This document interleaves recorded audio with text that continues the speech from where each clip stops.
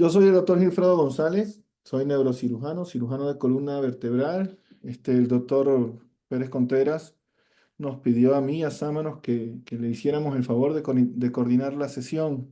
Está en un área que no puede recibir mucha señal y sobre todo el audio. Hoy vamos a continuar con la parte de Academia en Psico. Nos toca hablar de la parte de endoscopía. Vamos vamos a iniciar con los dos exponentes. Uno es el doctor Mateus López. Él hizo la licenciatura de medicina por la Universidad Estatal de Montes Claros. Hizo su residencia médica en neurocirugía en el Hospital Santa Marcelina de Sao Paulo. Hizo perfeccionamiento en cirugía endoscópica de columna en la clínica Kennedy de Sao Paulo y Santiago de Chile. Hizo posgrado de dolor por el Hospital Sirio-Libanés y es profesor de cirugía de columna. Y también tenemos al doctor Héctor Quintanilla, que es ortopedista en el hospital, e hizo ortopedia en el hospital Doctor Manuel Gea González por la UNAM.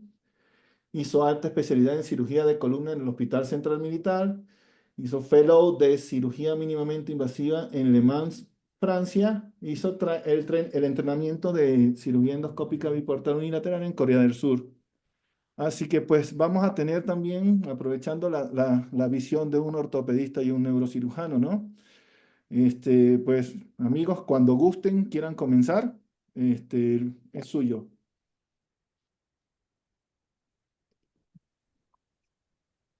Pues muchas gracias. Hoy estoy contento de estar acá y presentar al doctor Mateo López, un amigo excelente cirujano de columna y además cirugía endoscópica de columna. He tenido el gusto de estar con él en cursos, en talleres, en congresos. Es además de un excelente médico, una excelente persona y tiene una gran experiencia, más de 1000 casos de cirugía endoscópica uniportal, y quería que nos platicara el enfoque de la cirugía endoscópica desde su experiencia y darnos tips and tricks de esta técnica. Y lo presento y él va a empezar con la plática el día de hoy.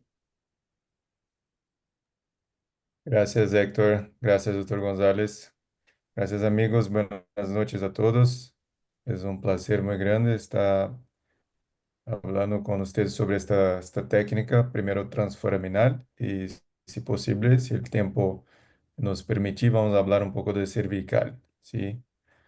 Voy a compartir acá mi pantalla. Permiso para hablar en portuñol. Sí. Héctor, ¿consegue mirar la pantalla? Sí, se ve bien, ¿eh? Se ve bien. Perfecto. Perfecto. Entonces, la oportunidad que tenemos de hablar sobre la abordaje transforaminal que hacemos con la cirugía endoscópica uniportal es que no es una pelea con nuestros amigos de biportal, tampoco con los ortopedistas. Es que muchos nos gusta hacer esta técnica. La primera frase es que la cirugía transforaminal es una cirugía del hueso. Entonces es muy importante.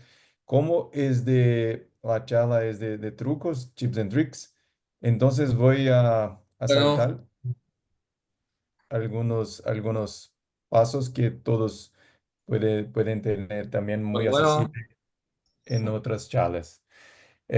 Acá vamos a hablar más de la anatomía, las indicaciones, algunos casos y las particularidades de los casos más complejos.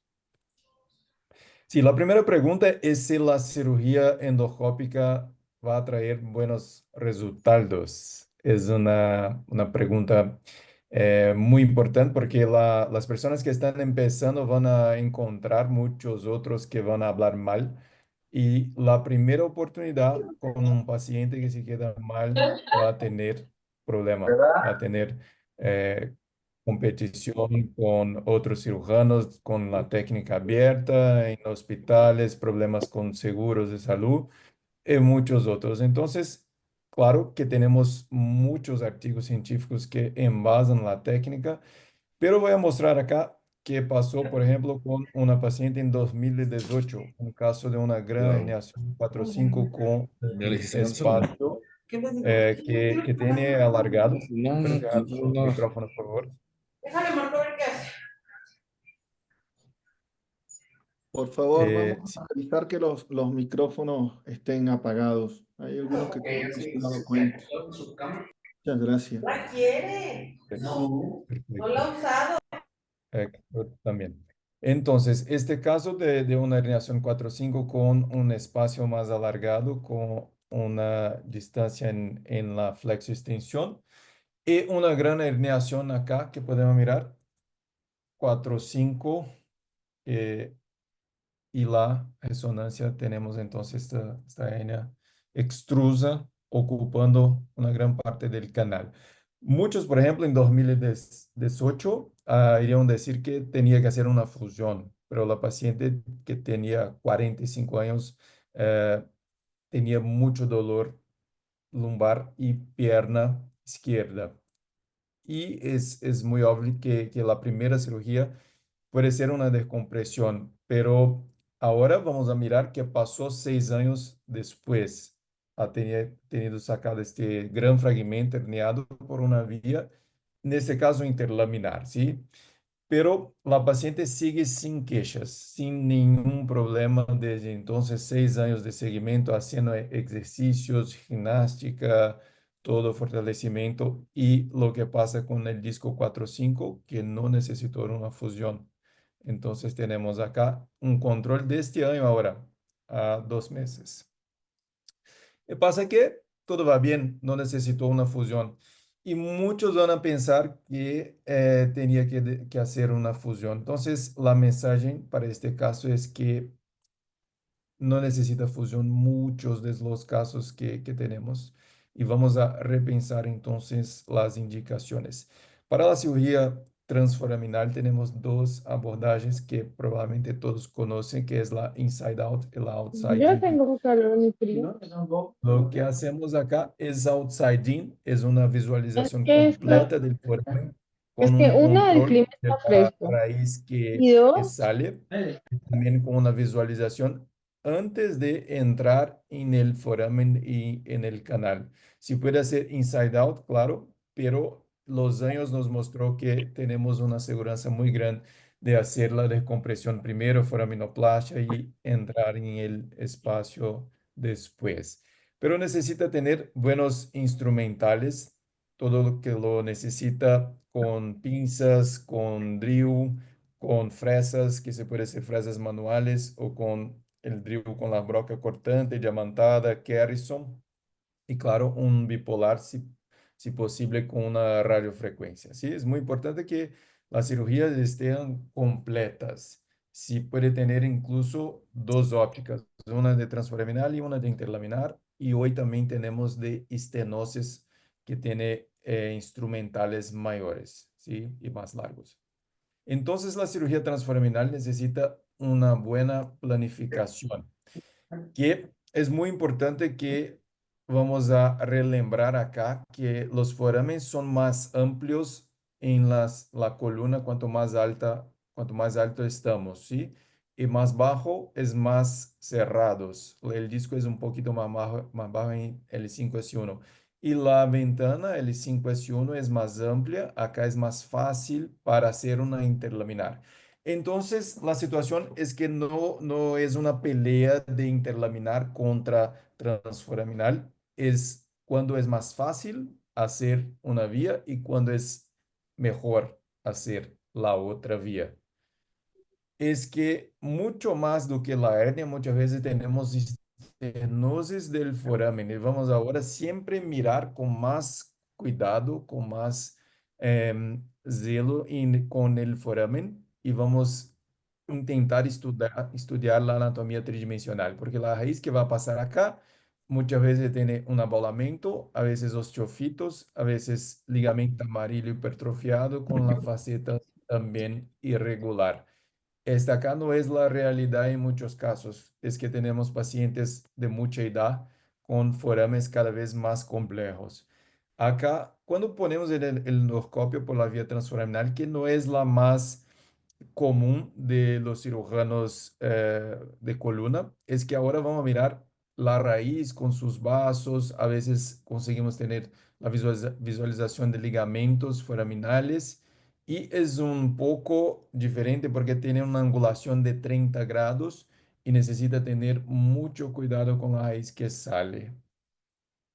Entonces, siempre es muy importante un buen planeamiento, ¿sí?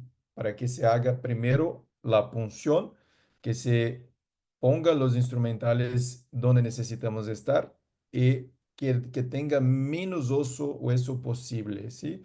Acá la aguja, que si tenemos una, por ejemplo, un instrumental que se puede causar un daño, empieza con la aguja, porque si no sabe dónde está, si no sabe dónde poner, puede tener problema. Entonces, es muy importante que se tenga el concepto del triángulo de Camping, que es un triángulo de seguridad, que probablemente todos conocen, pero ahora vamos más lateral un poquito y vamos a hacer la punción en este punto. Siempre empiezo, me gusta hacer un contacto con la faceta, con hueso primero.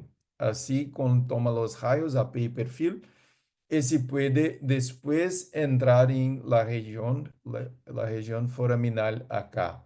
Siempre con cuidado con el ganglio, que podemos mirar acá. Todos estos ganglios son fuera del canal, excepto S1, que va a estar intracanal, que vamos a manejar con la vía interlaminar. Acá todos puede tener disestesia, si puede tener un daño o una lesión. Es que la causa más frecuente de disestesia, mientras los books, los libros van a decir que es idiopática, son daños en la raíz muchas veces. ¿Sí? Entonces, la punción es muy importante que se tenga un control radioscópico y la anatomía en sus manos. Después va a poner la camisa de trabajo o cánula de trabajo para que se consiga siempre hacer una rotación, un desplazamiento de la raíz que sale y este control con una visualización de las estructuras con mucha irrigación que se va a limpiar esta vía. Es que lo magnífico de la cirugía transforaminal y que si no se encuentra en otras vías es que acá vamos a trabajar por la lateral de la columna. Podemos descomprimir siempre acá la raíz que sale y también la raíz que baja. A veces el canal, el receso, se puede bajar la mano y tener acceso también principalmente al receso. Acá los estudios anatómicos que nosotros hicimos en la Facultad de la Universidad de São Paulo y lo que debemos evitar son los problemas que se puede tener si no tiene cuidado con la aguja, si pasa la borda anterior del anillo, puede dañar vasos, dañar la arteria o la vena ilíaca, se puede dañar nervios, plexo, retroperitoneo o el canal también. Entonces, por eso es muy importante entrenar bastante y el primer truco que voy a dar entonces empieza haciendo bloqueos con una aguja de raquianestesia, porque es más chica, más delgada, que el daño va a ser menor, ¿sí? La anatomía tridimensional entonces es muy importante porque el foramen es un concepto de hueso que vamos a tener, que vamos a mirar ahora como un buraco en la cerradura para estudiar siempre por el endoscopio, lo que está en nuestra izquierda, derecha, arriba, abajo. Entonces es muy importante tener este concepto donde está la raíz que sale y el primer contacto que vamos a hacer con la aguja es más cerca del pedículo de abajo. Siempre el pedículo de abajo es lo más importante en el posicionamiento. Y podemos hacer descompresión en toda columna lumbar y también en la columna torácica, haciendo costotransversectomías, haciendo fresado de la cabeza de la costilla, tener acceso acá al canal, la descompresión de la médula espinal. Y acá es una gran ventaja de la cirugía transforaminal que se compara con una cirugía, por ejemplo, para hernias de disco torácicas que necesita hacer una abertura del tórax. Entonces, la endoscopía va a permitir hacer el tratamiento de la mayoría de esos pacientes. Por eso es importante el concepto de anatomía tridimensional. Verification de la porte-bonheur. porque son espacios pequeños, espacios restrictos, con las dos manos como más arrochadas y que va a necesitar entonces una curva de aprendizaje para tener el dominio de los instrumentales para que se pueda hacer la descompresión keyhole, la descompresión del punto que necesita, ¿sí? Entonces, análisis morfométrica del foramen es muy importante, como este archivo en que ha hecho una infusión de un polímero en los forámenes para saber que la anatomía es tridimensional. A veces miramos un corte sagital y mira que el foramen está amplio, pero cuando se analiza el camino de la raíz, vamos a ver que hay un espacio donde se puede comprimir acá, que es contra el borde del cuerpo, contra la faceta acá. A veces hay hipertrofia del ligamento y se comprime la raíz que sale, o tenemos raíces que salen más bajo también y se puede tener compresión por el disco. Y también en la cervical es muy importante ese concepto. ¿Y por qué podemos elegir la disectomía endoscópica transforaminal? En muchos casos. Claro, no es la única abordaje. Es que es muy importante principalmente porque preservamos las estructuras posteriores de la columna y también podemos hacer en casos que ha tenido cirugía previa. Entonces tenemos acá una vía limpia, una vía que se puede tener menos fibrosis epidural. Y esta acá, ese tópico es muy importante porque se puede hacer con anestesia local y sedación. Así vamos a tener un control mayor de la raíz que sale y no vamos a necesitar el neuromonitoreo. Es mejor monitoreo es el paciente, que se puede decir si tiene dolor en la pierna cuando se ponga el instrumental y se baja los costos también y el paciente se va para casa también 2 o 3 horas después de la cirugía. Y si el paciente es muy pesado, la mejor parte es que él mismo se puede de pecho abajo y si hace el posicionamiento, es muy tranquilo después si vuelve a la posición. Y es posible también abrir el foramen con una descompresión de dos raíces, mientras la vía interlaminar, solo una, a veces más difícil si va contralateral para la raíz que sale, pero hace una limitación de la vía interlaminar para tratar el foramen.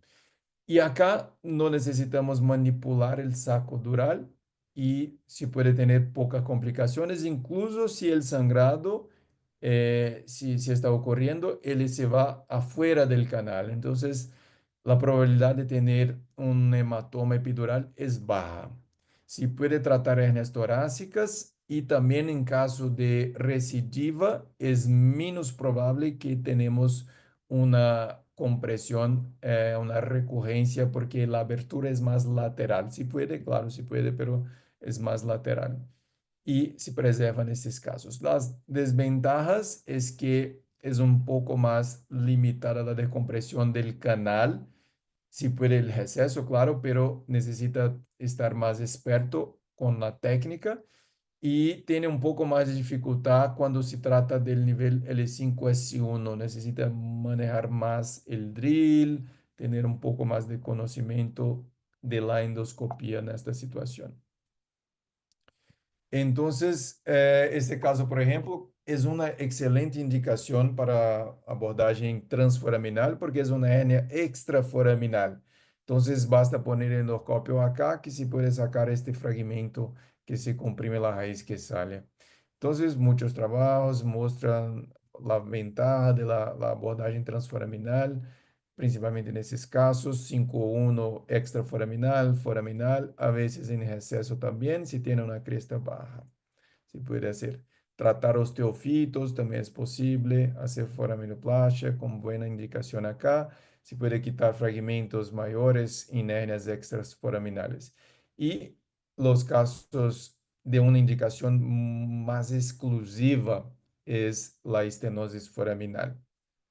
Si puede tener casos como este acá, que es un paciente que tiene un disco bajo 5-1 y dolor unilateral en la pierna izquierda. Mira acá que tiene un estrechamiento acá de la raíz del 5, comprimiendo la raíz que sale. 4, 5 un poco, me quedé un poco preocupado con ese nivel. Quería hacer los dos niveles, pero empecé con 5,1 a la izquierda acá. Tiene una estenosis foraminal, ¿sí? Es importante que tenga la tomografía, porque hay acá un osteofito que necesita, en muchos casos, drilar. Y si puede tener la visión también de la punta de la SAP, pero la clínica es muy importante. Ese paciente, por ejemplo, no tenía dolor de L4, que es en la frente del muslo, pegando cerca del rodilla. No tenía, solo posterior, más trayecto de L5, pero si puede tener compresión doble de la raíz de L5, si puede tener acá en 4,5 y también en el foramen, pero mi intención sería hacer las dos raíces, pero empecé con 5,1 con sedación y local.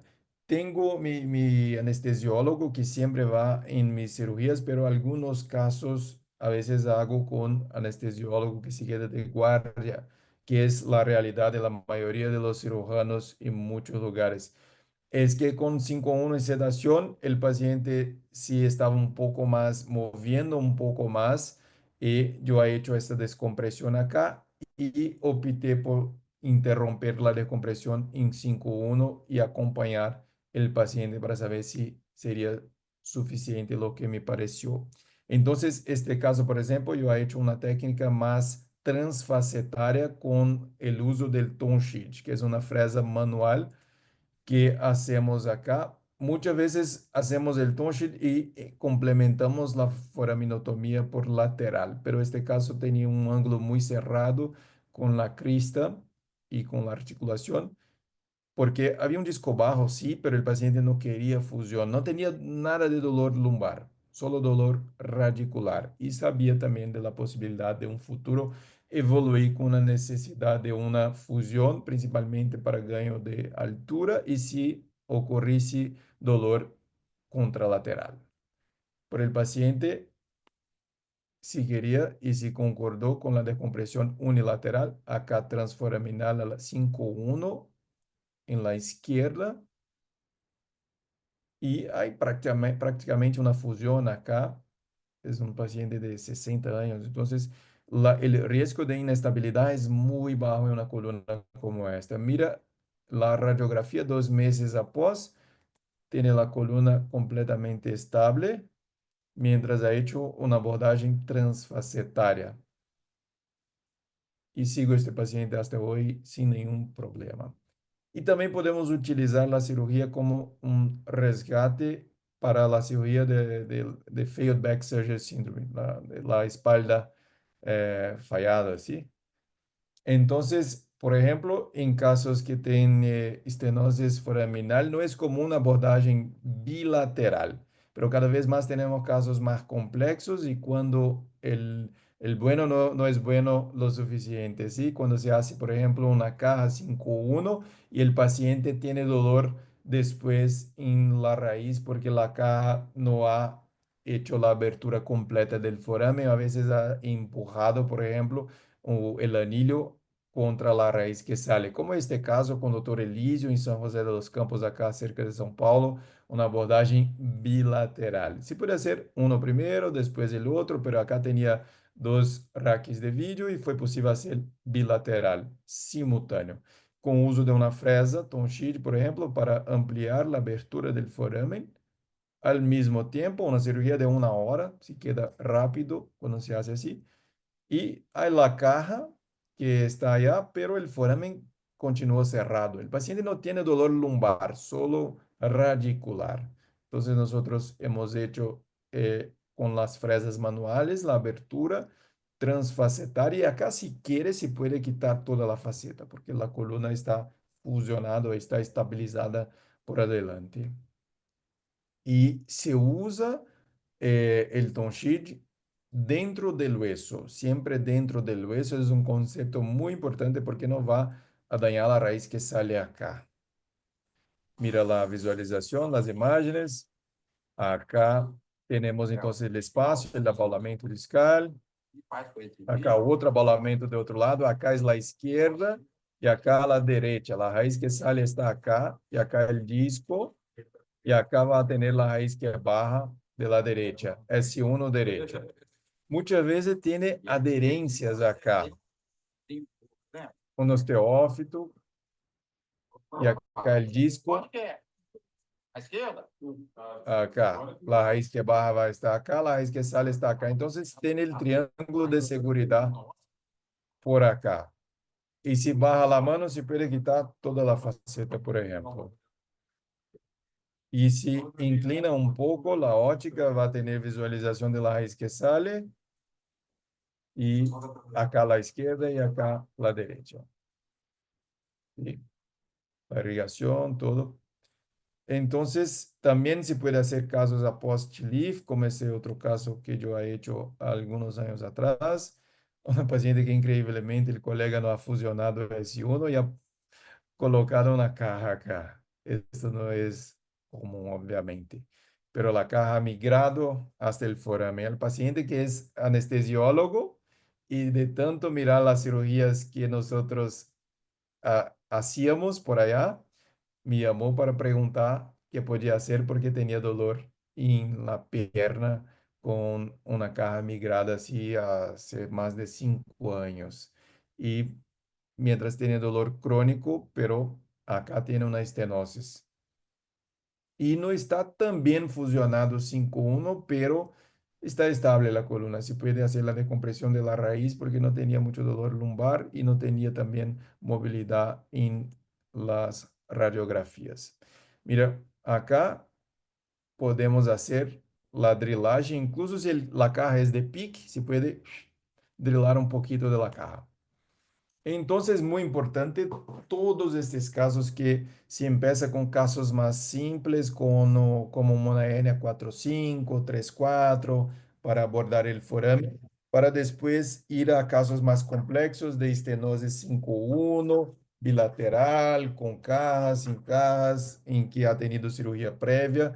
Es que es la realidad hoy, pacientes muy viejos, con muchos niveles es que utilizamos la endoscopia como una gran herramienta para tratar a esos pacientes. Entonces, respeta las indicaciones, respeta su curva de aprendizaje y siempre intenta hacer una punción muy adecuada. Tenga en cuenta que es importante tener un equipo apropiado, instrumentales que se necesita de todo para foraminoplastia, fresa manual, drill, radiofrecuencia, osteótomos, Garrisons, y tenga un mentor o que se va a asistir muchas cirugías y que se tenga siempre contacto con la endoscopia, porque si no, si va a uno solo curso, no es posible seguir con la curva de aprendizaje. Se va a tener complicaciones y problemas que se va a dejar la técnica. Y es que es una técnica muy buena y es que es muy importante que se siga. Todos los cirujanos los recomiendo hacer esta transición para la endoscopia. En conclusión, las técnicas de foraminoplastia y abordaje transforaminal son muy seguras y eficientes en manos un poco más experimentadas o que se tiene la formación apropiada. Respetando las indicaciones, podemos tratar hernias extraforaminales, foraminales, incluso en el canal también es posible, considerando las particularidades del 5S1, haciendo la foraminoplastia con los instrumentales que tenemos, con las gran ventajas de descomprimimos las dos raíces y siempre cuidado con los problemas que se puede tener de la anatomía, de la estructura, para que no se quede perdido acá. Es la inmersión que tenemos acá en São Paulo, muchos colegas de América do Sul, de Colombia, Chile, de Venezuela incluso. Tenemos la posibilidad de hacer workshops, ir a muchas cirugías en los hospitales acá en São Paulo y está haciendo un buen networking con todos ellos que mantenemos contacto y ellos han hecho la transición en la curva. Es que los recomiendo, quien tiene interés puede poner su nombre en la lista que tenemos para el próximo año, que está un poco escaso los lugares, pero vamos a hacer esto entonces de la mejor forma. Si tiene, me quedo en la disposición para venir acá. Va a ser un placer muy grande recibirlos acá. Gracias. Héctor, ¿cómo estamos de tiempo? ¿O abrimos para pregunta ahora? ¿Cómo ves aquí tú danos la pauta, Wilfredo, si seguimos Yo para creo, preguntas o yo lo creo dejamos al que final? lo dejamos al final por si acaso también alguien quiere comparar y hacer preguntas sobre las dos técnicas, ¿no? ¿Les Claro parece? que sí. Sí, Entonces sí, usted sigue con la abordaje biportal. sí, Sí, correcto. Vale, perfecto. Después también podemos hacer en otro momento la cervical, porque si no se queda muy extenso, ¿vale? Correcto. Entonces voy a compartir mi pantalla.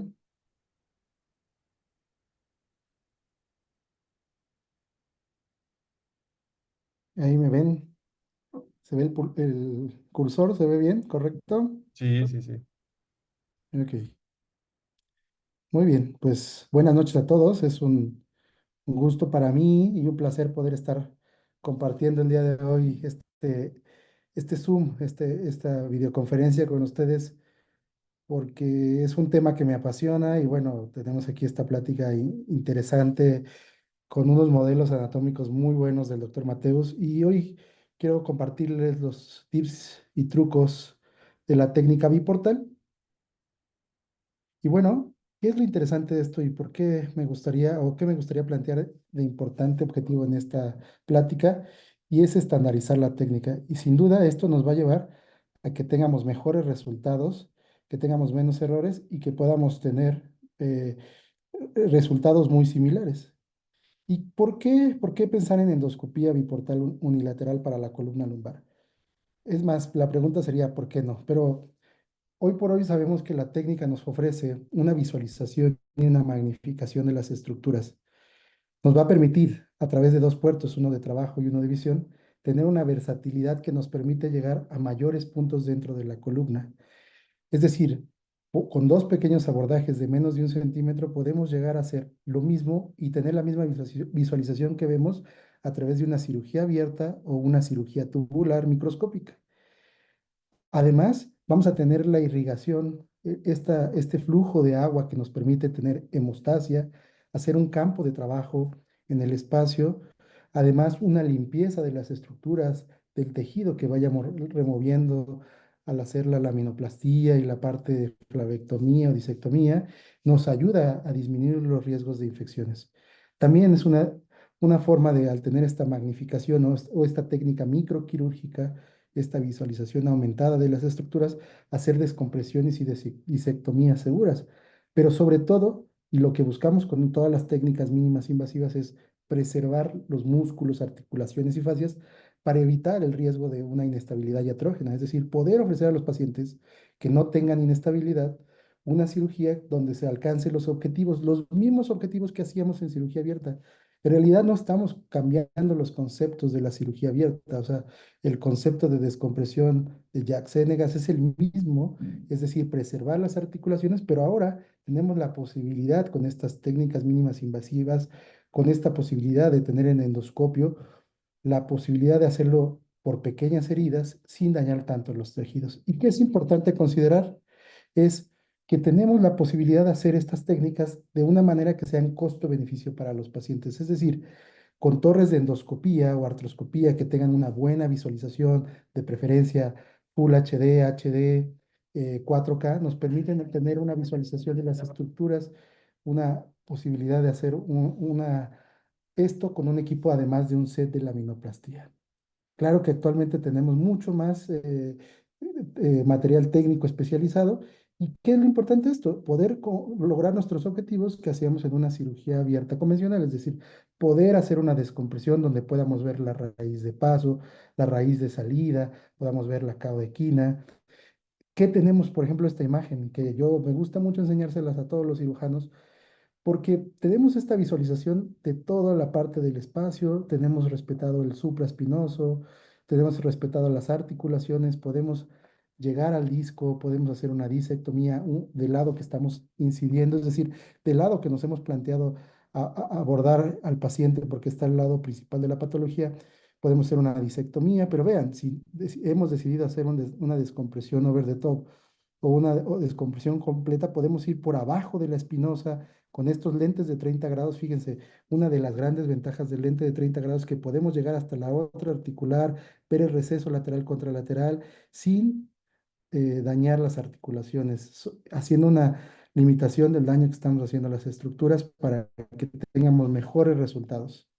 Entonces, esta imagen definitivamente, si no te convence empezar a considerar las técnicas endoscópicas, pues eso yo creo que nos ayuda mucho a pensar, a replantearnos. ¿Y es segura esta técnica? Claro, ya hay estudios con un nivel de evidencia alto, por ejemplo, este artículo de World Neurosurgery en 2022, que hace este grupo del doctor Yan Liang acerca de la eficacia y las complicaciones de la técnica biportal, específicamente para pacientes con una estenosis lumbar.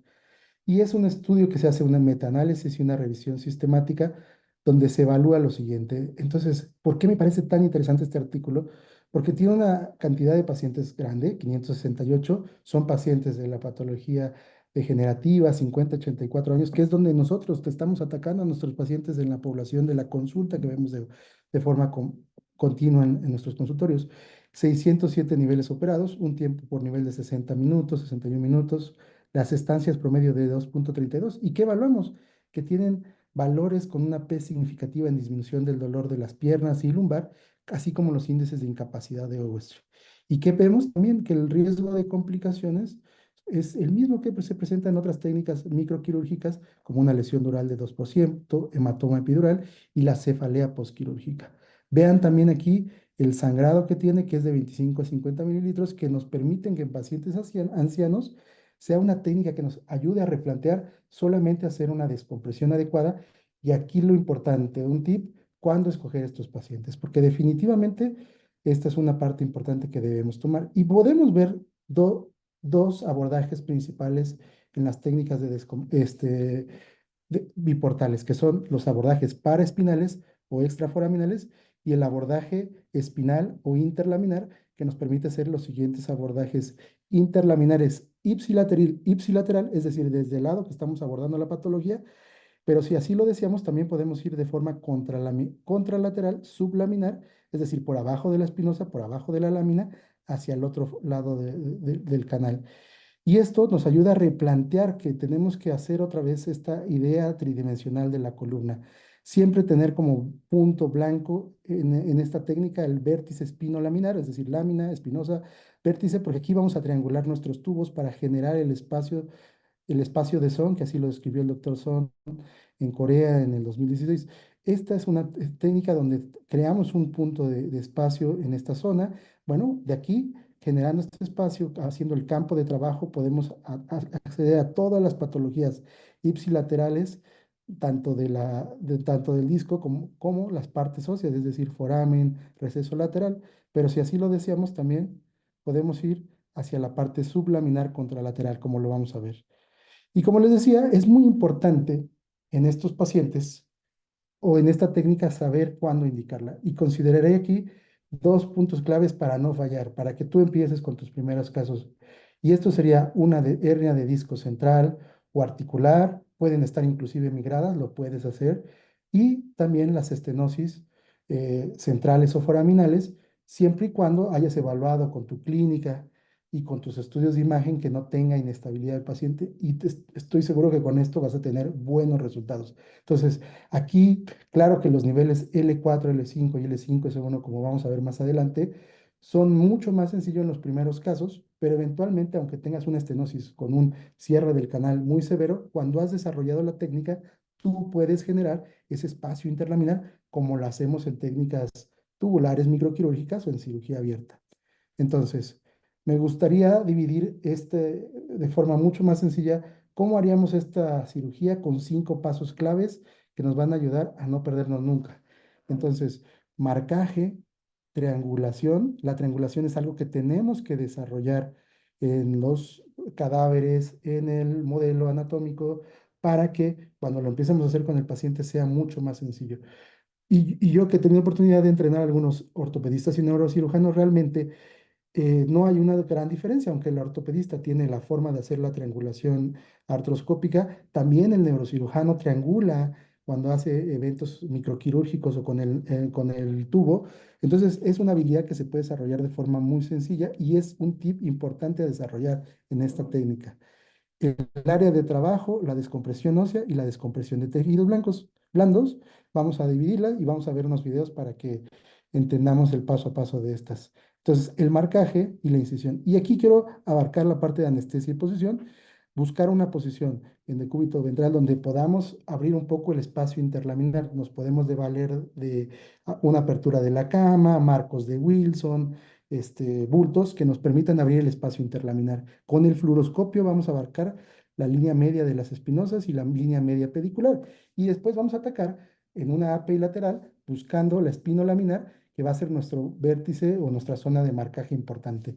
Luego el pedículo inferior, pedículo superior, para tener una idea sistematizada de los puntos de marcaje. Y una lateral para verificar el nivel al que vamos a atacar la patología. Aquí te pongo una imagen donde tú puedes ver la línea media de las espinosas, la línea media pedicular, y está marcado cada uno de los niveles, el nivel L5, L4, L3, y hemos hecho la triangulación para poder utilizar estas heridas, de forma que aquí atacamos L4, L5, podemos utilizar ahora esta herida de forma escalonada, haciendo un cambio en la triangulación para atacar L3, L4 y así poder tratar patologías multiniveles.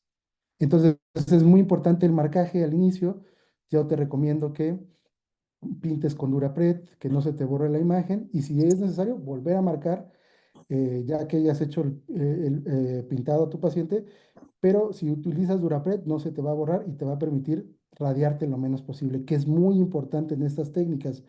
Esta es una técnica que cuando has desarrollado una buena habilidad, a lo mejor con 5 a 10 rayos de fluoroscopía es suficiente para hacer este marcaje y verificar ya en el tiempo que estás dentro del espacio interlaminar. Y bueno, esta es una imagen sobre todo que quiero recalcar mucho en el caso de la triangulación, porque es una habilidad que se desarrolla. Esto es algo técnico, es un truco importante, pero ¿qué tenemos que replantearnos? Esta imagen que cada paciente tenemos que hacer una patología, es decir, hacer nuestro diagnóstico clínico y por imagen, y entonces tratar esta patología dirigida hacia donde está el problema. Y aquí en este caso estamos viendo las espinosas, el espacio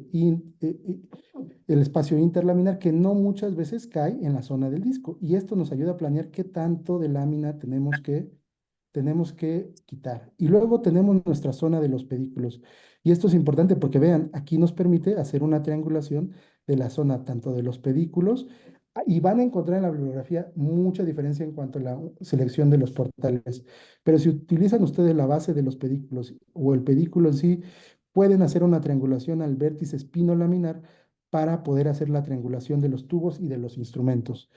Entonces, haciendo esta triangulación, con los tubos o tubos dilatadores podemos hacer unas heridas ya sean horizontales, que yo en todo caso les incito a que al inicio de estos abordajes hagan estas heridas en esta forma vertical, paralela a la espinosa. ¿Por qué? Porque si en algún momento ustedes llevan 20, 30 minutos creando el espacio del trabajo y no han encontrado y no se han localizado y no se pueden triangular, es válido que al inicio tengamos esta resiliencia de decir, bueno, voy a unir estas heridas, voy a meter un tubo y voy a hacer una descompresión o una disectomía tubular. Pero nos permite esto, esta técnica, si escogemos así los portales. ¿Y qué podemos hacer? Que a través de un portal de trabajo de medio centímetro y uno de 1 centímetro, un portal de trabajo de 1 centímetro y un portal de visión donde entra el endoscopio de medio centímetro, podemos hacer esta triangulación hacia el vértice espinolaminar. Y luego tenemos endoscopios de 0 grados que nos permite tener una anatomía no distorsionada, es decir, muy parecida a lo que vemos en el microscopio, pero también tenemos la visualización de estos lentes de 30 grados que nos dan un campo de trabajo mucho más amplio, pero además nos permite llegar a muchas más partes solamente con la posibilidad y la capacidad de girar nuestro lente. Podemos llegar a muchas zonas que antes era mucho más difícil acceder. Y podemos tratar todas las patologías ipsilaterales, pero si vamos por abajo de la espinosa, si hacemos un pequeño dilado de la base de la espinosa por abajo de la lámina sublaminar contralateral, podemos atacar todas las patologías del lado contralateral, es decir, foramen contralateral, receso lateral contralateral, de una forma segura, siempre y cuando respetemos, como les decía, y vamos a ver más adelante, que primero hagamos el trabajo óseo y luego el trabajo de tejidos blandos. Entonces, podemos atacar patologías desde el lado ipsilateral, hernias de disco, centrales, paracentrales, foraminales, hernias recurrentes, cao de aquina, estenosis central, quistes fascitarios, abscesos epidurales. Pero si vamos por abajo de la espinosa sublaminar contralateral, podemos llegar a hernia de disco foraminal contralateral, hernia de disco migradas, estenosis foraminal contralateral, receso lateral contralateral, y en casos de estenosis donde no tenemos inestabilidad, por ejemplo en espondilistitis grado 1, también tenemos muy buenos resultados. Entonces, el área de trabajo es otro tip importantísimo. ¿Por qué? Porque aquí es donde muchas veces nos perdemos en la técnica. Entonces, hemos hecho nuestro marcaje y entonces con el sistema, los sistemas de dilatadores de tubos, o yo me he encontrado en algunas situaciones donde no tenemos estos, con una pequeñita, tenemos que limpiar arriba de la lámina. Y es muy importante esto porque si nosotros no cuidamos el músculo multífidos, vamos a tener un sangrado, vamos a quitarle lo mínimo invasivo. Es decir, tenemos que liberar al multífido desde su espinosa y la lámina, retraerlo con el sistema tubular, triangularnos, abrir el espacio con los tubos para generar una zona sobre la lámina, que eso nos ayuda a que sea muy seguro, sobre el vértice espinolaminar, para que al meter nuestro lente con nuestra agua podamos empezar, digamos, a dilatar, a abrir espacio con el fluido, y nunca en este punto que estamos viendo en la imagen no estar enfocados en la cámara, debemos estar enfocados en la herida, visualizando que por el portal de trabajo, ya sea con un retractor de raíz, ahora algunos sistemas tienen retractores o separadores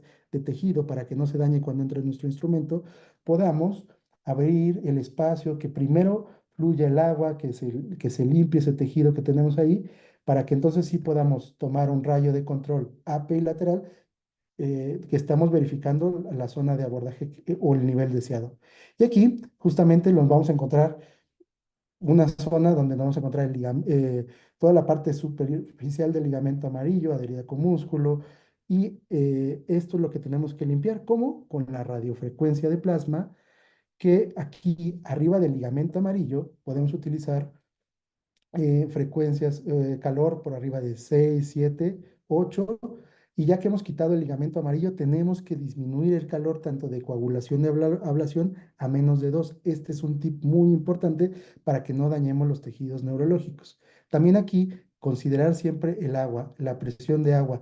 Normalmente podemos utilizar bombas, pero yo les recomiendo, como las técnicas lo dicen los coreanos, muchas escuelas, a gravedad, es decir, 50 centímetros por arriba de la cabeza del paciente en un Turenye, podemos colocar dos bolsas de agua de 3 litros, vamos abriendo una por una, y 50, 60 centímetros por arriba de la cabeza del paciente nos va a dar una presión más o menos de 30 milímetros de mercurio. Y podemos elevarla o darle un poquito de presión siempre y cuando vamos haciendo hemostasia con el agua, con la radiofrecuencia. Pero vean, tenemos también la posibilidad eventualmente de que hemos hecho hemostasia con la radiofrecuencia, de meter un shaver para hacer una liberación del tejido. Nuestra Kerrison, nuestra clásica Kerrison 3, 2, podemos entrar y liberar un poco del tejido que quede sobre el ligamento amarillo para tener una muy buena visualización, buscando nuestro vértice espinolaminar. Aquí estamos viendo el ligamento amarillo superficial, buscar la lámina inferior. Aquí estamos viendo la parte articular y ya tenemos nuestro campo de trabajo. Esto tendría más o menos que hacerse en unos 15, 20 minutos, porque ya definiendo esta área de trabajo, haciendo una hemostasia por planos, es decir, desde la parte muscular hacia la parte profunda, ya podemos seguir al siguiente paso, que es la descompresión ósea. Entonces aquí, con este modelo 3D, me gustaría decirte cómo te estás viendo. Aquí la cámara, y en otro es donde vamos a triangularlos con nuestra fresa. Podemos utilizar fresas diamantadas, fresas cortantes. A mí en particular me gusta mucho esta fresa porque te ayuda a hacer hemostasia. Siempre iniciando el corte en el punto de la vértice del espino laminar, para no perdernos en nuestra imagen, porque tal vez empiezas a cortar lámina en otra zona y entonces te puedes perder, y teniendo siempre esta ubicación, iniciando tu corte en el espino laminar, en la lámina superior, vas a tener un eje para regresar si te llegas a perder. siempre haciendo un corte desde la cortical superficial, esponjosa y luego cortical inferior, para que así no dejemos hoyos que luego no podamos hacer hemostasia.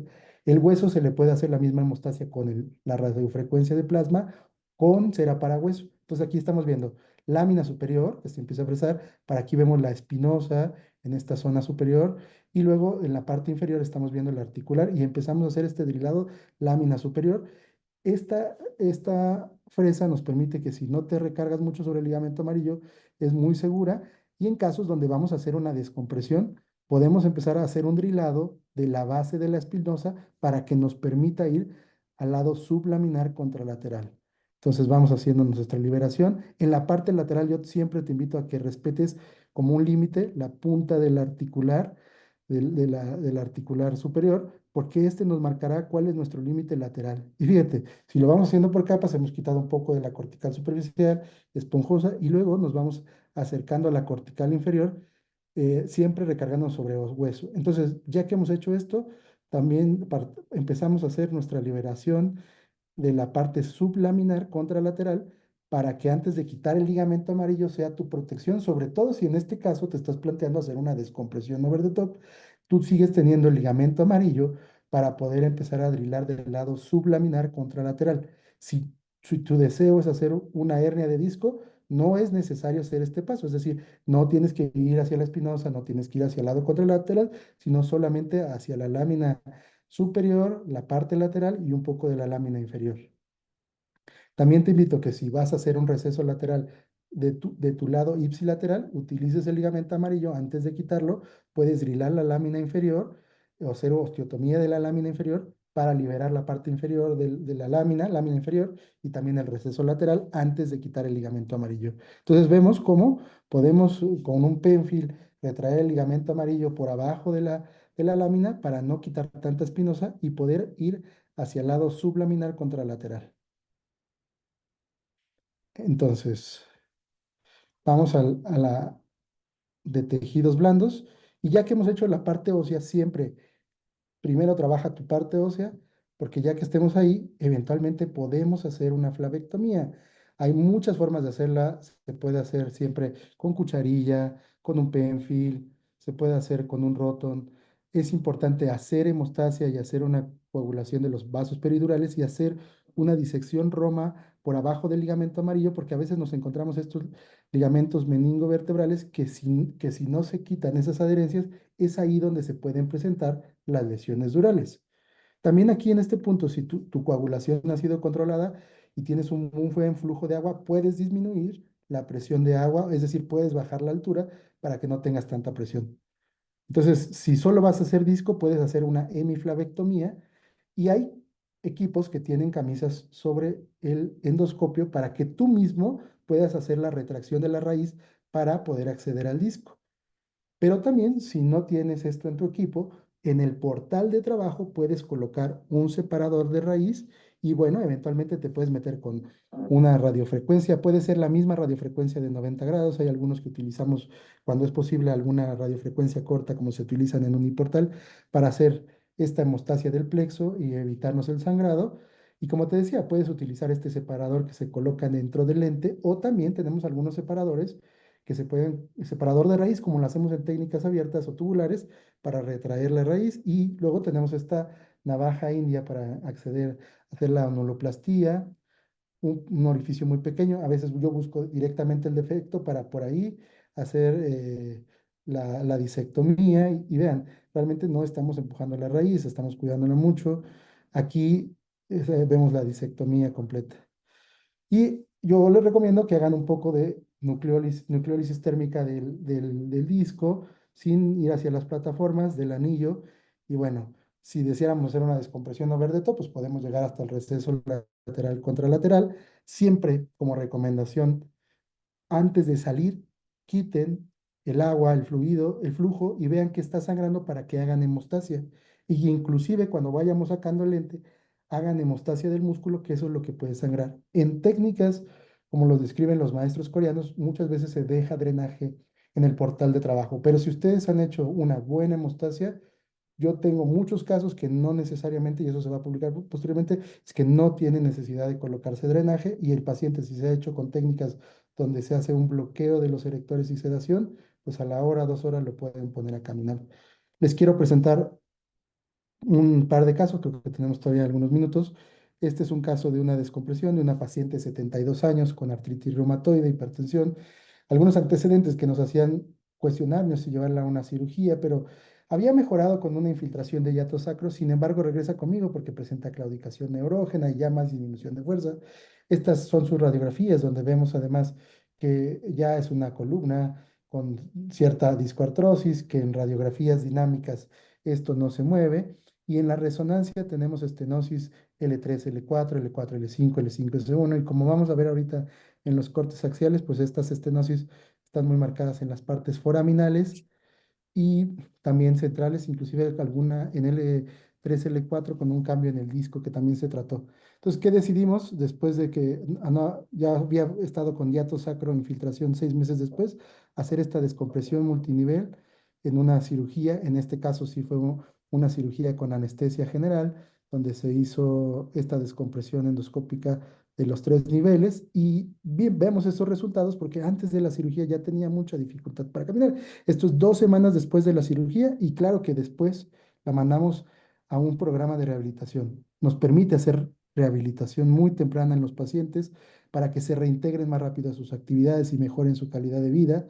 Tenemos ya estudios que vamos valorando que estas cirugías, como ven, solo respetan las articulaciones, no causan una inestabilidad iatrógena, lo que nos ayuda a poder indicar esto en pacientes que tienen estenosis sin inestabilidad de una forma segura, sin tener que abusar de las artrodesis o de las fusiones. Otro caso clínico muy representativo es este paciente de 42 años con sobrepeso, trabajaba cargando pesado, recibió manejo con AIDES sin mejoría y ya de hecho llegó conmigo por una segunda opinión. Tenía muy claro ese dolor ciático del lado derecho, sobre todo el dermatoma de L5, con disminución de fuerza en L5 del lado derecho, 4 de signos, signos de neurotensión y cierta limitación de la marcha por esta evolución. Entonces vemos que en radiografías dinámicas no hay inestabilidad y que en la resonancia nos encontramos con cambios en los discos 4, 5, pero sobre todo 5, 1, vemos una extrusión del disco L5S1 con una migración cefálica, que también lo vemos en los cortes axiales recargado al lado derecho. Entonces, coincidencia de la clínica con las imágenes nos permite en un paciente joven sin inestabilidad indicar una descompresión, una disectomía. Entonces aquí ya desde la resonancia veíamos que estaba hacia la axila, así que decidimos hacer un abordaje, hacer una descompresión, llegar del lado directamente desde el lado izquierdo al lado derecho a explorar la axila y el disco, y que nos permitió el poder hacerlo por una técnica donde utilizamos el bloqueo de los erectores y la sedación y hemos disminuido nuestros tiempos quirúrgicos, poder evolucionar al paciente que 1 hora o 2 después de la cirugía está caminando, está comiendo con altas el mismo día, lo que nos ayuda a disminuir los costos de la cirugía, porque son cirugías que podemos hacer en quirófanos de corta estancia cuando las comorbilidades del paciente nos lo permiten. Entonces, Intenso, ¿no? Te ¿qué, dejaba qué es importante para llevar a casa? Esta técnica es una técnica reproducible. Nos permite hacer una descompresión neurológica efectiva. Evita inestabilidad y lesión de los tejidos, que es lo que buscamos en toda técnica mínima invasiva. Es segura y se ha comparado con técnicas microscópicas y con buenos resultados en estudios grandes con nivel de evidencia importante. Disminuye el dolor lumbar y el dolor de miembros inferiores y nos permite mejorar los índices de incapacidad, es decir, recuperar la calidad de nuestros pacientes, no solo de hernias de discos jóvenes, sino también pacientes con estenosis en nuestra población adulta mayor sin inestabilidad. Es una cirugía, como les decía, costo efectiva porque puede ser reproducible y con lo que les mencionaba al inicio, nos permite, después de haber entendido y desarrollado la triangulación con gestos quirúrgicos, más o menos nos dice la bibliografía que después de 20, 25 casos ya tenemos una cierta expertise. Siempre les recomiendo que vayamos guiados desde los cursos, desde la práctica, que al inicio puedan invitar a alguien que va un poco más avanzado en la técnica para que su primer, segundo caso los acompañen y después de esto ustedes puedan desarrollar esta técnica con muy buenos resultados y ya lo verán que es una cirugía que no solo da un gran beneficio a los pacientes, sino también al cirujano. Y entonces es, ¿por qué no estás haciendo endoscopía de columna? Muchas gracias por la invitación a esta plática y si tienen alguna duda, aquí les dejo un QR, lo pueden escanear, mi página y pues bueno, lo dejamos aquí también en la plática para cualquier duda y situación que tengan de las técnicas endoscópicas, que las dos funcionan, las dos son muy buenas y siempre y cuando tengamos una indicación, una no está peleada de la otra, se complementan y al final del día son herramientas del Señor, cirujano de para columna. Braulio.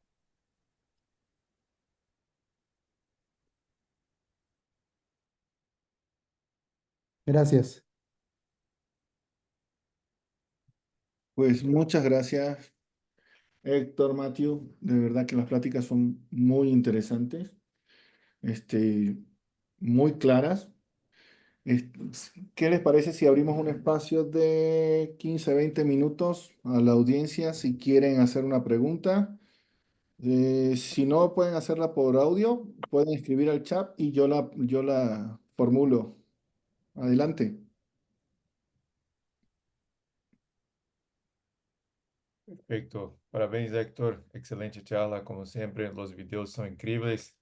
Tiene una posibilidad muy buena de grabar sus casos. Son casos muy interesantes. Siempre hay angino. Voy a empezar la primera pregunta. ¿Cómo vamos a diferenciar las situaciones que necesita tratar el foramen o el canal? Y si mira una posibilidad de hacer una decompresión, por ejemplo, del foramen contralateral para tratar una estenosis foraminal, ¿cuáles son las limitaciones para la biportal en esos casos? Yo, yo considero que toda la patología que esté extraforaminal ya es de una forma más elegante y mínima invasiva las técnicas uniportales. Es decir, si tu dolor y tu patología coinciden solamente de un lado y está tu problema, ya sea por hernias de disco o por estenosis, solamente extraforaminal o foraminal de un solo lado y coincide con la clínica, uniportal sin duda es la mejor técnica. Aunque hay técnicas biportales para llegar al foramen de forma extraforaminal, sin duda la forma más elegante, mínimo invasiva, menos tiempo, además no estás invadiendo el canal, sin duda es el uniportal. Y para mí, todo el resto lo podríamos resolver con técnicas interlaminares, ya sean uniportales o biportales. Y considero importante aquí, tal vez algo que yo invito a los cirujanos de columna de México y en general de Latinoamérica, tal vez también algo que nos ha limitado mucho estas técnicas endoscópicas a veces es tener el recurso de los endoscopios especializados uniportales. Tal vez aquí podemos cambiar el paradigma cuando consideramos que esta técnica biportal se puede reproducir y puede llegar de forma masiva con el uso de artroscopios de alta definición, con el uso de técnicas que podrían ayudarnos a que esta cirugía sea algo que se forme, que sea más accesible para todos los cirujanos y también para los pacientes. Claro, concordo también. Una pregunta, con respecto a los que tenemos muy poca experiencia en cirugía endoscópica, ¿con qué debo yo o qué me recomiendan iniciar ustedes? ¿Con la uniportal o la biportal? La pregunta de un millón. ¿Qué Eh, dicen? Puedo empezar entonces. Es que es variable. Primero, por ejemplo, yo empecé con transforaminal uniportal porque estaba más accesible acá y es un entrenamiento que se toma un poco más de tiempo porque no es tan usual para los cirujanos de abierto. Si puede hacer una migración para tubular, y si hace muy factible, es que si empiece, por ejemplo, con biportal, si tiene eh, la posibilidad disponible, todo es biportal. Y en China se pasó esto, se pasó la curva con biportal y algunos añadieron la uniportal después de biportal. pero tienen la posibilidad de hacer fusiones con biportal. Entonces creo que las dos técnicas sí completan. Y acá en Brasil muchos empezaron con transforenal y ahora están también entrenándose en biportal. Entonces, como Héctor ha dicho, es que tiene casos para transforaminal y tiene casos para estenosis de canal que se es más rápido con la biportal, por ejemplo, para el canal. Y yo tengo algunos casos que yo he hecho, por ejemplo, descompresión del canal con over the top, con uniportal, incluyendo para estenosis foraminal contralateral. Así se puede hacer es que los instrumentales de estenosis uniportal han hecho una gran diferencia en el último año en sí que ha desarrollado, porque sin los instrumentales de estenosis iría se quedar más difícil. Muy bien, muy bien. Este, otra pregunta, y también estaba pensando lo mismo que el doctor Carlos Abraham. Primero, felicitarlos. Yo creo que son uno de los pocos exponentes de cirugía endoscópica donde yo veo rayos X dinámicas para descartar una inestabilidad. Eso me ha llamado mucho la atención y lo hemos visto mucho ahorita en los congresos actuales. Hablan mucho endoscopía, mucho de técnica, pero oye, ¿quién es el paciente preparado para una endoscopía? No puede ser que haya una flora tan grande de pacientes, sino de ser más selectivos. Y a eso también me uno a la pregunta del doctor Carlos. Él pregunta si ustedes consideran el balance sagital y los parámetros espinopélvicos a la hora de hacer una cirugía endoscópica. ¿Qué tanto se puede inestabilizar un paciente después de una cirugía? Por lo menos me llamó mucho la atención el caso. Lo que pasa es que parecía que lo vi como detrás adelante. Vi la hernia, creo que era el E5S1, y hizo una facetectomía, pero luego ya vi la tomografía y vi que había una fusión anterior, por lo tanto el paciente sí está artrósico, está artrosado anterior.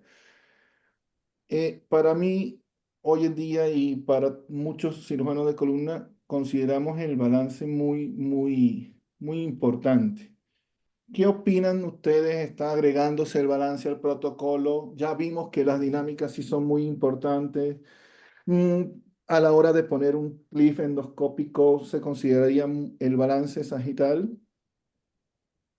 Sí, Yo consideraría, o sea, que en el tema muy particular de fusiones endoscópicas, claro que debemos de hacer una medición de los balances sagitales, es decir, un espinograma y hacer la medición en el caso específico de considerar fusiones endoscópicas, porque muchas veces, inclusive yo que soy un partidario importante y promotor de la endoscopía de columna y de las fusiones endoscópicas, considero sin duda que las técnicas de abordajes anteriores, porque al final del día también mi pasión es la cirugía de columna, los abordajes de fusión anteriores, es decir, anterior o ex-leaf o lateral, pueden ofrecerte mejores parámetros de recuperación de balance sagital que las técnicas posteriores.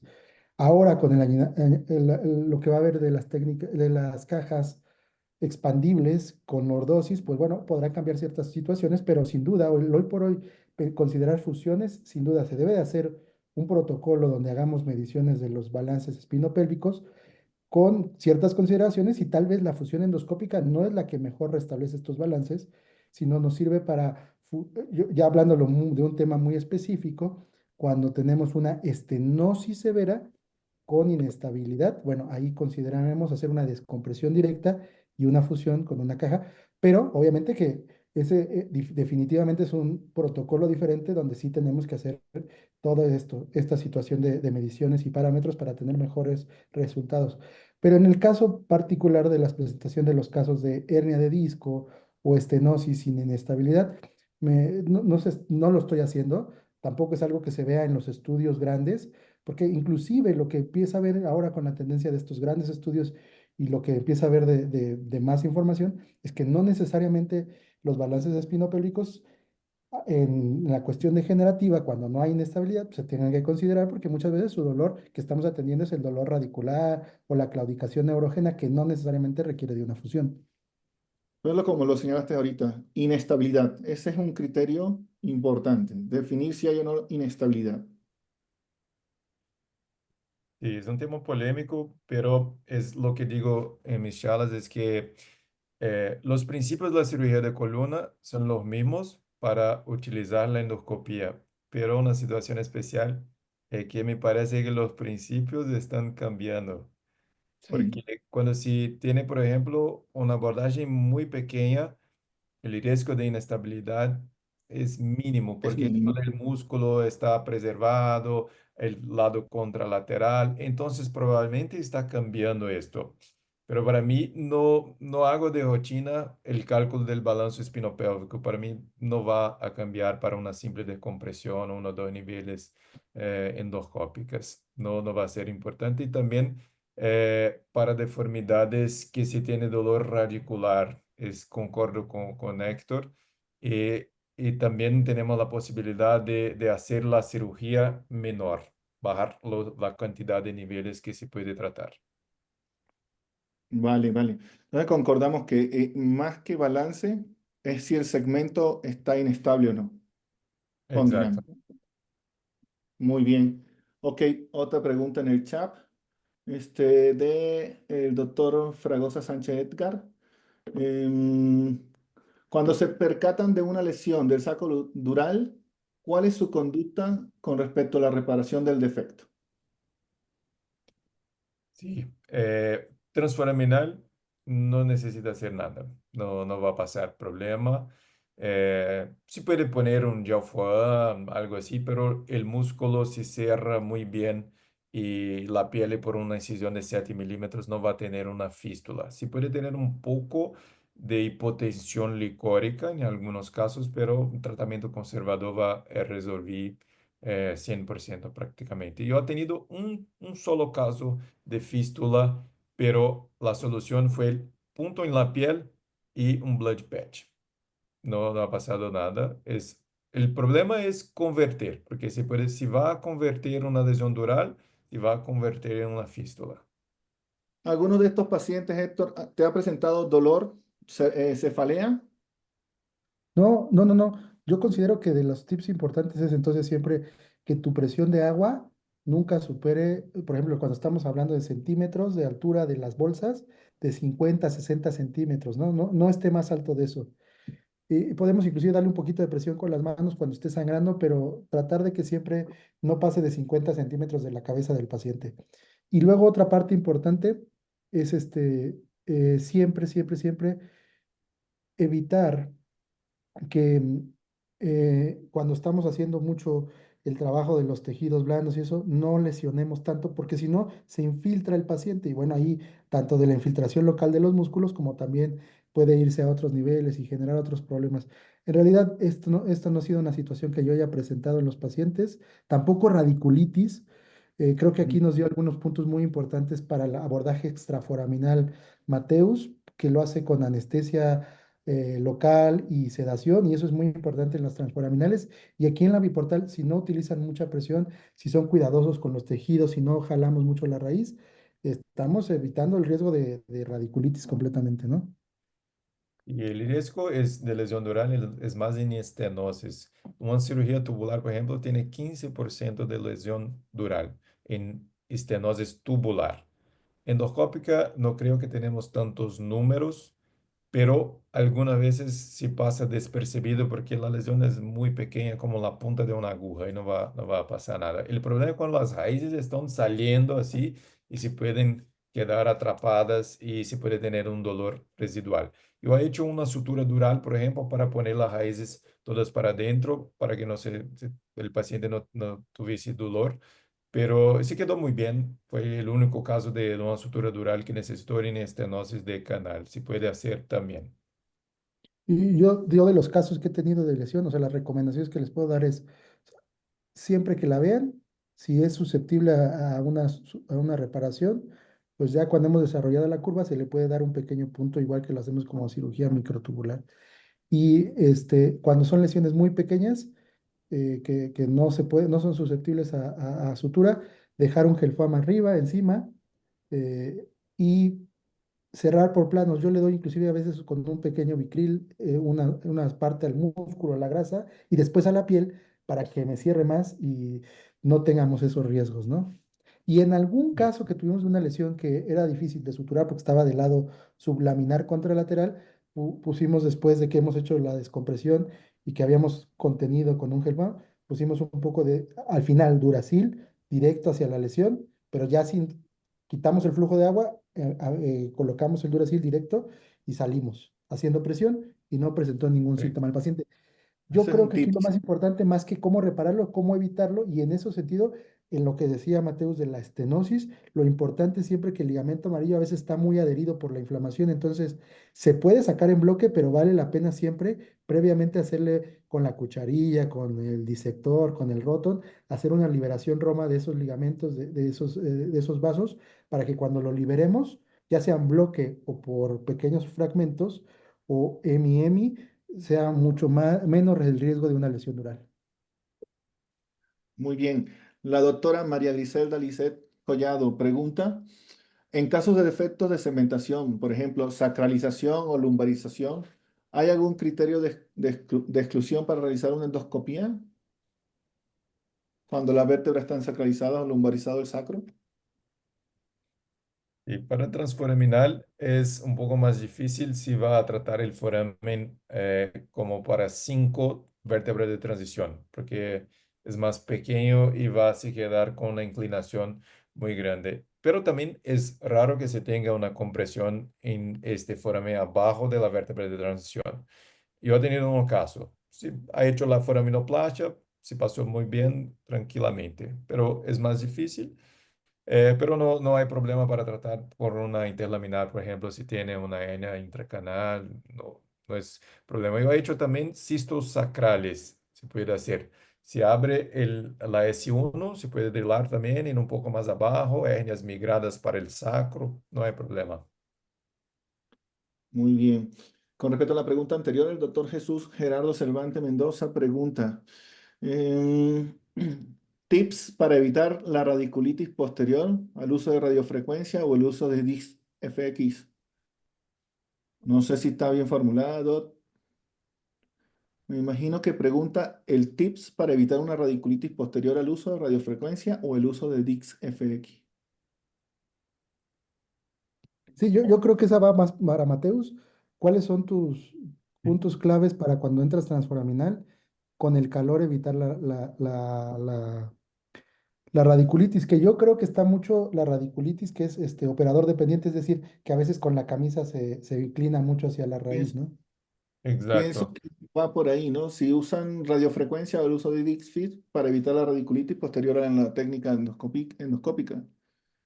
Sí, creo que es un poco más común mientras no es mucho frecuente, claro, depende de la curva, pero por ejemplo en la transforaminal, principalmente 5.1.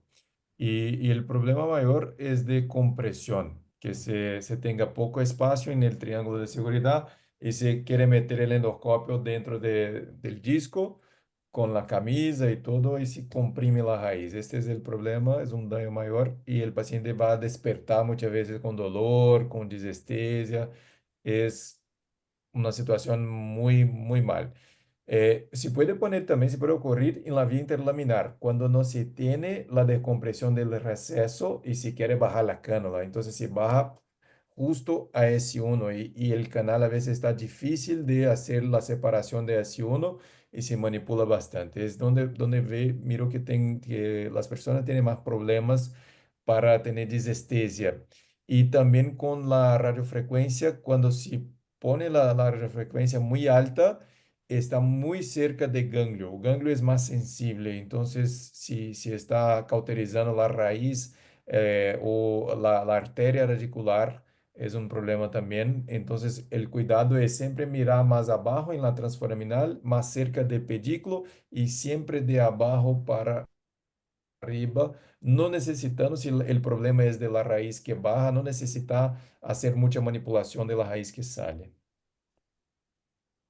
Y Y sedación yo y en local, si posible. y en en ese sentido, retomando lo que dijo Mateus, en técnicas biportales interlaminares para tratar el disco ipsilateral, es muy recomendable que antes de remover o retraer la raíz, siempre tratemos el receso lateral, ya sea la parte ósea y la parte blanda de quitar el ligamento amarillo para que nos permite hacer una retracción de la raíz que va de bajada, es decir, mover y retraer todo desde el hombro para poder entrar al disco sin tanta manipulación. Y muy recomendado inclusive por los maestros coreanos que me decían, a veces aunque no es una patología de disco, tú solo vas a hacer una descompresión, siempre libera la raíz, hazle un poco de calor abajo del disco porque a veces hay una inflamación ahí que genera dolor, entonces es una recomendación para quitar dolor también a veces que hay ahí cerca de la raíz. Es decir, ver una manipulación bajo visión directa que la raíz está totalmente suelta, ¿no? Sí, en teoría también la radiofrecuencia va a tener menos daño a la raíz do que la coagulación bipolar porque la temperatura es más baja, sí, en teoría. Pero un sabre de luz en las manos erradas y puede tener problemas también. Sí, Entonces, pues muy bien. ¿Alguien del quórum quiere hacer otra pregunta?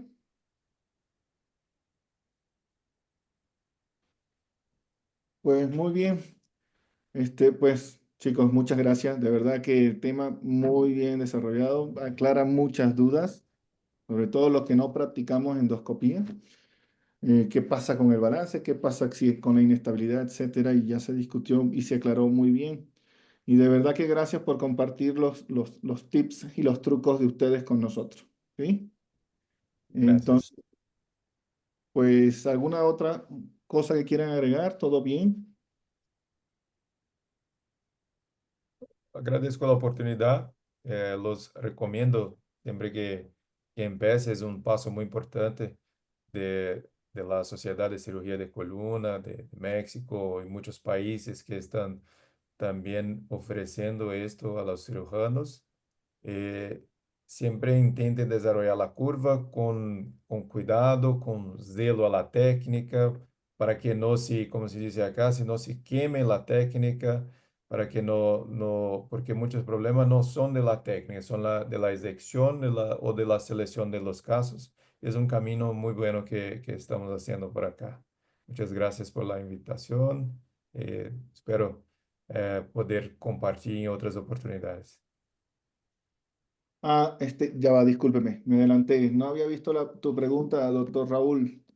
El doctor Raúl pregunta sobre el uso de neuromonitoreo. Creo que usted, mencionó algo del neuromonitoreo, sobre todo cuando están sedados los pacientes o están anestesiados. Si le podemos ayudar un poquitito al doc. Claro, claro, claro. El neuromonitoreo hoy le uso solo en cervical o torácica, solo para médula. No necesita ser para raíces. Claro, si tiene estenosis de canal en una persona que tiene otros problemas también, si quiere añadir la seguridad, sí, se puede, pero para transforaminal lo mejor es, en mi opinión, sedación y local o respetar la anatomía, el triángulo de seguridad. Sí puede hacer. Ya he hecho algunos transforaminales con neuromonitoreo, pero no cambió tanto así, porque la sensibilidad de la raíz no va a pegar en la monitorización, solo daños mayores. Héctor, ¿usas neuromonitoreo con frecuencia o ya no?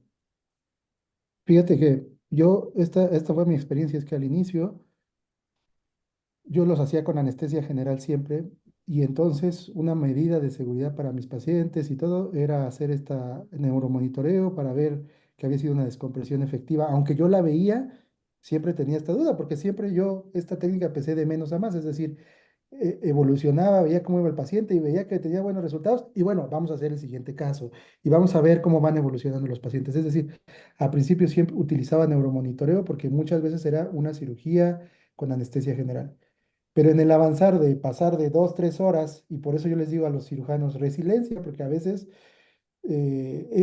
al inicio va a ser más tardado que lo que lo hacemos en forma abierta, pero cuando empiezas a ver el resultado del paciente vale la pena completamente.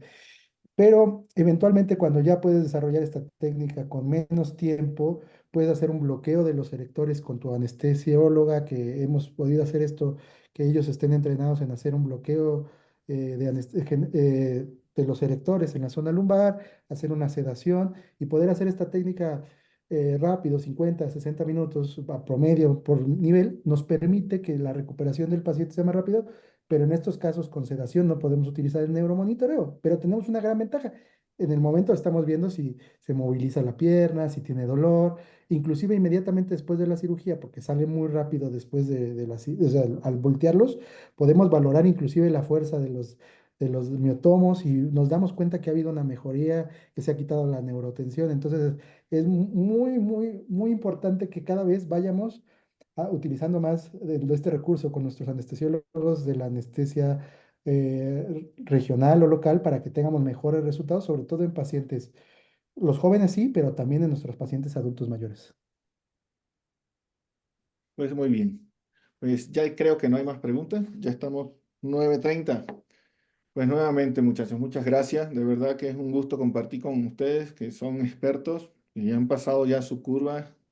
Interesante, por cierto. Sin nada más que agregar, pues ya terminamos. Será hasta la próxima oportunidad. Muchas gracias. Gracias, buenas noches. Buenas noches. Gracias, gracias Mateus, gracias amigos. Gracias, amigos. Gracias. Bye, Héctor. Bye.